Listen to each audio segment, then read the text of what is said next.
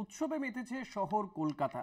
মণ্ডপে মণ্ডপে দর্শনার্থীদের ভিড়। আর এই দুর্গাপুজোর আনন্দকে আরও প্রাণবন্ত করে তুলেছে মার্গো।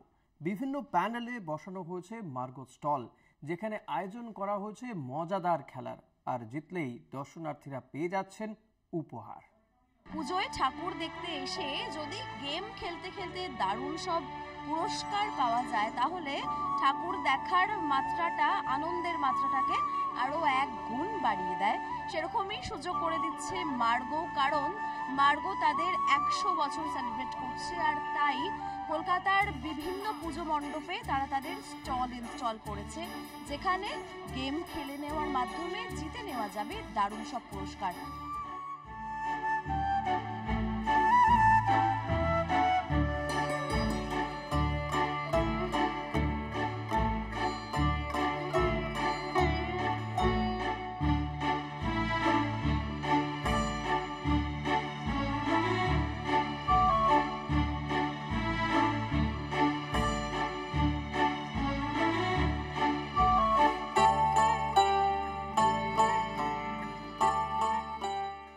একটা গেম করিয়ে, ট্যাবের গেম করিয়ে সেটা দিয়ে আমরা মার্গো প্রমোশন করাচ্ছি। আর যারা যারা জিতবেন তাদেরকে আমরা সোপ আর চকলেট ডিস্ট্রিবিউট করছি।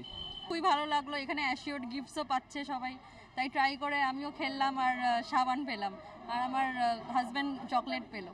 মানে এটার জন্য তো আমি প্রস্তুতি ছিলাম না, হঠাৎ করে যাচ্ছিলাম, দেখছি এরকম একটা সুন্দর ইভেন্ট চলছে আপনাদের, তা পেয়ে খুব ভালো লাগলো।